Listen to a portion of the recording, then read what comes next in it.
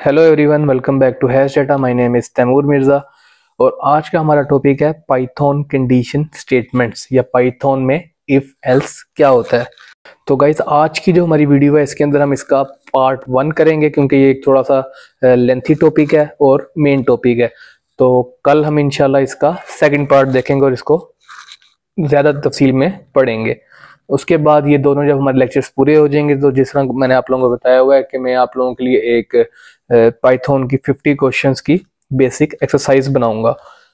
जितना अभी तक हमने पढ़ा है कि वेरिएबल्स पढ़े हैं, कास्टिंग पढ़ी है, डाटा टाइप्स पढ़े हैं और ये कंडीशन स्टेटमेंट्स वगैरह जो पढ़ी हैं, इन सब का मैं एक मिक्स 50 क्वेश्चंस की एक एक्सरसाइज बनाऊंगा।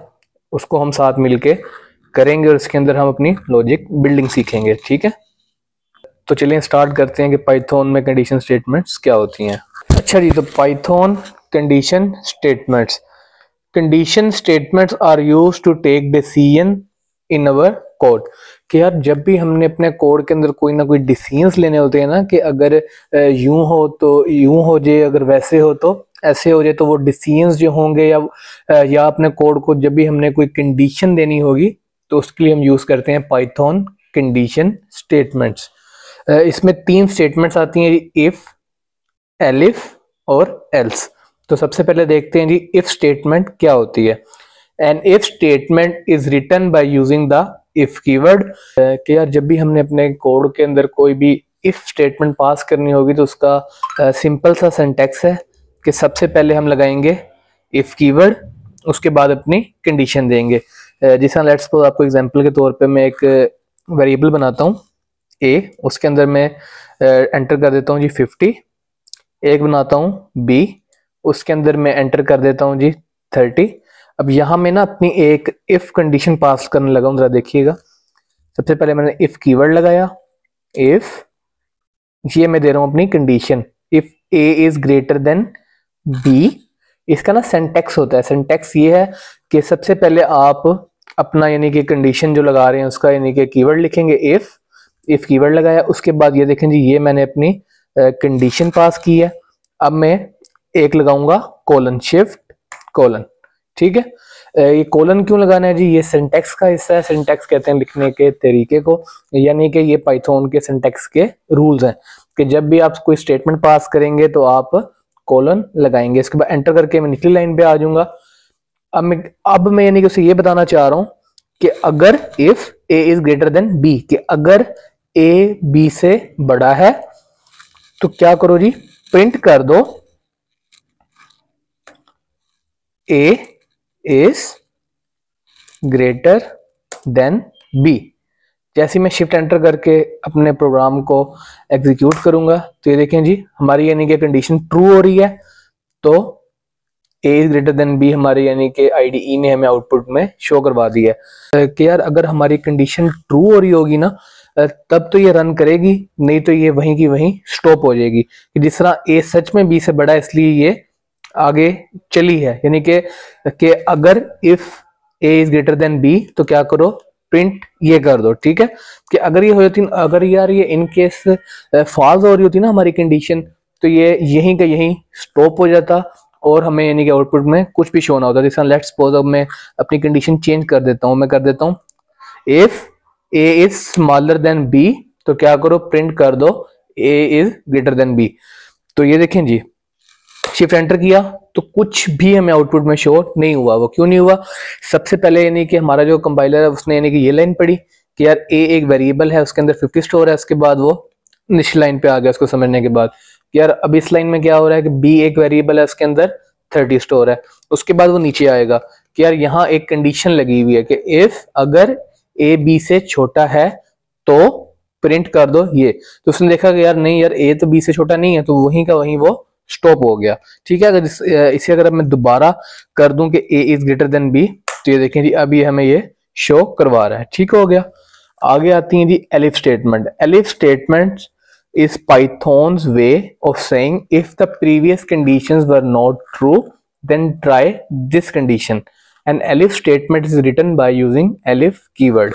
कि यार अगर लेट्स सपोज अगर हमारी ऊपरली कंडीशन इफ कंडीशन फॉल्स हो गई है ना, तो तब क्या होता है जी, तब एलिफ चलता है। लेट्स सपोज ये ऊपर वाली एग्जांपल हम नीचे देख लेते हैं।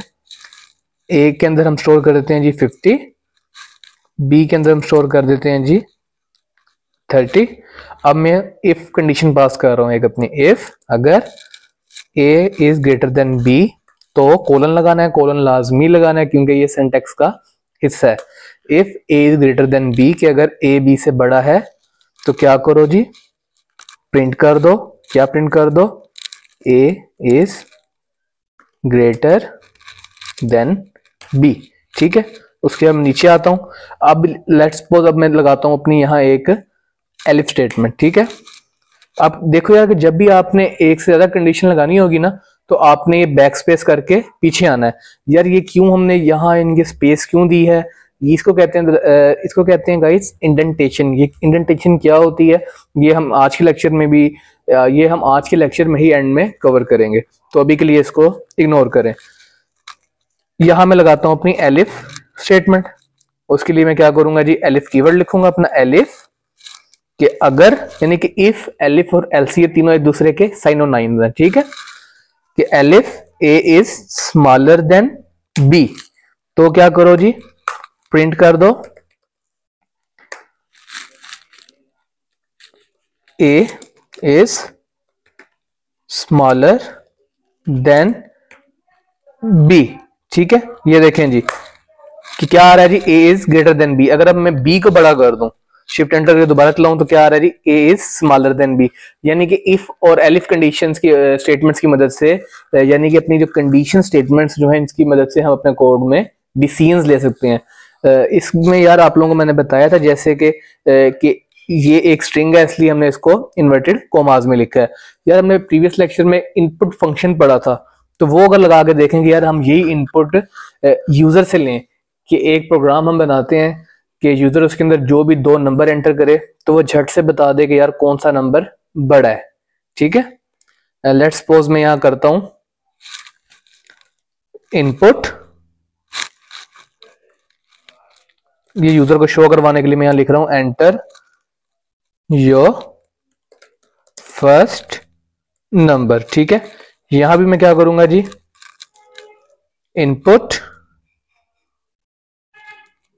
Enter your second number. ठीक है, अच्छा गाइज, आप लोगों को मैंने एक चीज बताई थी कि जब हमने ये इनपुट फंक्शन पढ़ा था कि जब भी हम इनपुट फंक्शन में कोई भी चीज स्टोर करते हैं तो वो उसका बाय डिफॉल्ट डाटा टाइप क्या होता है, एक स्ट्रिंग होती है। तो हमने पाइथन के प्रीवियस लेक्चर में पाइथन कास्टिंग पढ़ी थी, तो कास्टिंग की मदद से हम उसको पहले एक इंटीजर में कन्वर्ट करेंगे। इंटीजर में किस तरह कन्वर्ट करेंगे, उसके लिए हमने एक फंक्शन पढ़ा था इंट फंक्शन। तो हम क्या करेंगे, ये इनपुट फंक्शन से पहले इंट फंक्शन लगा देंगे अपना। ये देखें INT इंट, इंट की ये ब्रैकेट पहले इधर स्टार्ट होगी यहाँ से ब्रैकेट और यहाँ क्लोज हो जाएगी। ठीक है, यहाँ अब इसको भी यानी कि हमने एक इंटीजर में कन्वर्ट करना है क्योंकि बाय डिफॉल्ट ये एक स्ट्रिंग है, एक वर्ड है पाइथन के लिए, इंट। ठीक है, अब अगर मैं इसे शिफ्ट एंटर करके रन करूंगा, पहले इसमें भी थोड़ी अपनी प्रिंट फंक्शन में चेंज कर लेते हैं। यहां हम कर देते हैं कि अगर ए बी से बड़ा है तो क्या कर दो, a is greater than B, और अगर ए बी से छोटा है तो क्या कर दो, बी इज ग्रेटर देन ए। ठीक है, शिफ्ट एंटर करके रन करूंगा, ये देखें जी हमारा प्रोग्राम हमें क्या कह रहा है जी, enter your first number. First number है जी मेरा 5, enter your second number. Second number let's suppose मैं दे देता हूं यहाँ 4, एंटर। तो ये देखें जी क्या बता रहा है, A is greater than B. ठीक है, तो अब अगर मैं दोबारा से इसको चलाऊं, enter your first number, let's suppose पहला नंबर मैं फिर से 5 दे देता हूँ, एंटर योर सेकंड नंबर, इस बार मैं दूसरा अपना नंबर दे देता हूँ 6, enter, B is greater than A. तो देख रहे हैं गाइस कि हमने कंडीशन स्टेटमेंट की मदद से किस तरह अपने कोड के अंदर कोड को ज्यादा एफिशिएंट बना दिया है और कोड के अंदर हम डिसीजंस ले पा रहे हैं। ठीक है, आगे चलते हैं जी, एल्स स्टेटमेंट क्या होती है। ठीक है गाइस, बहुत दफा ना ऐसे सिनेरियोज आ जाते हैं हमारे पास कि हमारी ना ऊपरली ये दोनों कंडीशंस फॉल्स हो रही होती हैं। ठीक है, कि हमारी दोनों कंडीशंस फॉल्स हो रही होती हैं, तो हम क्या करते हैं, तब हम लगाते हैं जी एल्स। लेट्स सपोज ये एग्जांपल ले लेते हैं कि a is equal to 50, b is equal to 30। अब मैं क्या करता हूं, अपनी एक कंडीशन पास करता हूं, if condition, if a is greater than b colon, यानी कि अगर a b से बड़ा है तो क्या कर दो, सॉरी गाइस मैंने शिफ्ट एंटर दबा दिया, तो क्या कर दो, प्रिंट कर दो a इज ग्रेटर। ठीक है, बैक स्पेस देके पिछली लाइन में आऊंगा मैं। अब यहां मैं लगाता हूं एक elif, elif b is greater then a, तो क्या कर दो, प्रिंट कर दो b इज ग्रेटर। ठीक है, अच्छा तो गाइज अब मैं यहां लगाने लगा हूं एक एल्स स्टेटमेंट। अब हमें पता है कि यार कि अगर a b से बड़ा भी नहीं है और b से छोटा भी नहीं है तो क्या होगा, एल्स कंडीशन हम तब पास करते हैं गाइज जब हमें आउटपुट का पता हो। ठीक है, जब हमें आउटपुट का पता होगा, जब हमें पता है कि यार ये ऊपरली इतनी कंडीशंस फॉल्स हो गई हैं तो अब यही ऑप्शन बच गया। ठीक है, कि अगर a b से बड़ा भी नहीं है और छोटा भी नहीं, तो एक ही ऑप्शन हमारे पास बचता है कि a और b एक दूसरे के बराबर हैं। ठीक है, सिंपल सा एल्स लिखेंगे, कोलन लगा देंगे, यानी कि एल्स स्टेटमेंट के बाद हम अपना कभी भी कंडीशन पास नहीं करते। एल्स प्रिंट कर दो a and b are equal, shift enter, ये देखें जी enter your first number, let's suppose 50, enter your second number, let's suppose 50, तो क्या बता रहा है जी, a and b are equal। दोबारा से एंटर, शिफ्ट एंटर करके मैं चलाता हूँ इसको, enter your first number is 30, second number is 20, a is greater। दोबारा चलाता हूँ मैं इसको जी,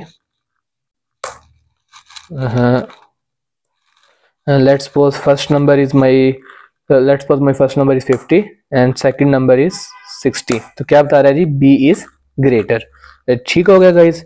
तो यार इसका जो सीक्वेंस होता है ना, वो हमेशा सीक्वेंस इसका याद रखना है कि सबसे पहले इफ स्टेटमेंट लगेगी, ठीक है, उसके बाद एलिफ लगेगी, उसके बाद एल्स लगेगी हमारी। ठीक है, अगर हमारे कोड में 3 से भी ज्यादा कंडीशंस हैं तो हम क्या करेंगे, तो इसका जो इसकी होती है ना तरतीब, वो ये होती है if elif elif elif else, यानी कि इसके बाद अगर जितनी भी कंडीशंस हैं तो हम अपने एलिफ में देंगे। ठीक है, कि अगर एक दफा पहले स्टार्ट हम हमेशा लेंगे इफ से, पहले इफ कंडीशन लगा दी, अगर वो रॉन्ग होगी है तो फिर एलिफ पे आना है।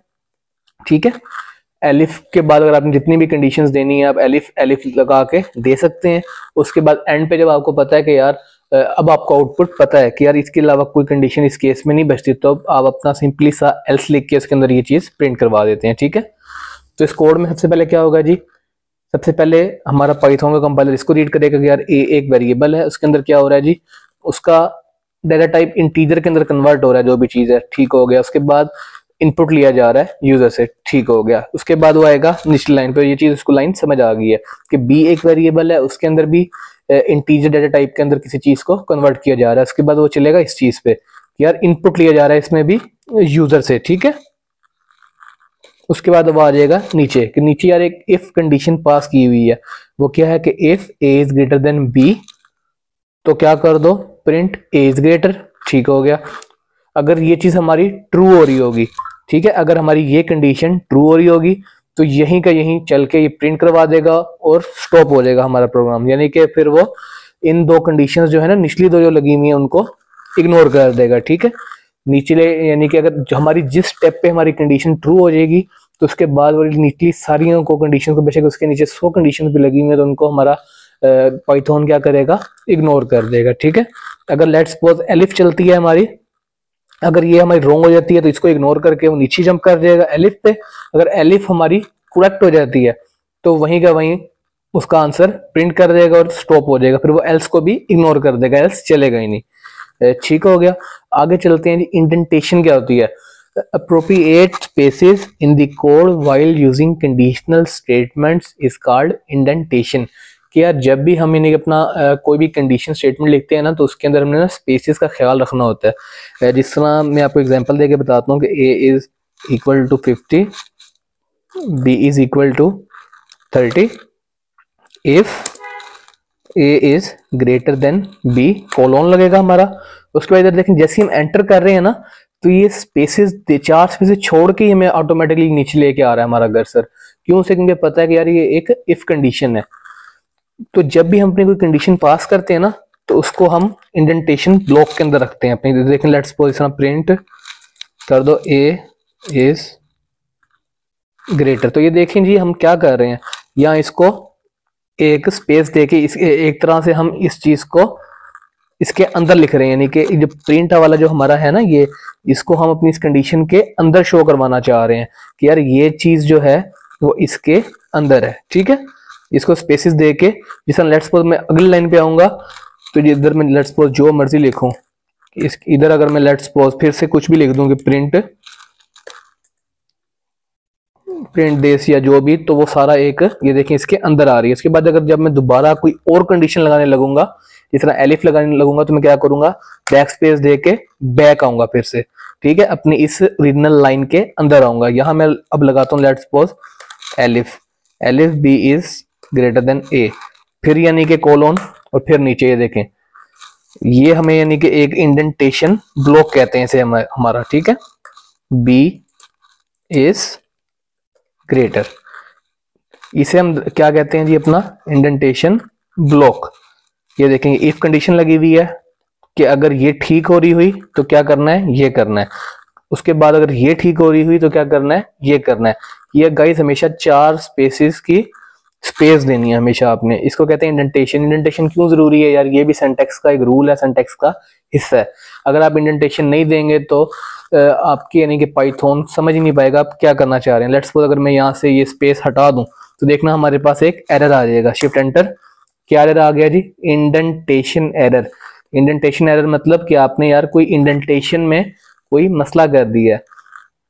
इंडेंटेशन मतलब आपने कोई स्पेस नहीं दी। कहाँ नहीं दी, इधर देखें क्या लिखा हुआ है, expected an indentated block after if statement on line 3।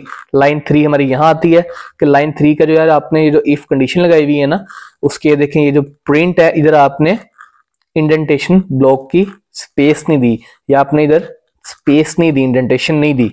तो उसके लिए हम क्या करेंगे, टैब दबा देंगे और इसको हम 4 स्पेसिस आगे कर देंगे। शिफ्ट एंटर, तो अब हमारा प्रोग्राम चल पड़ा है फाइनली।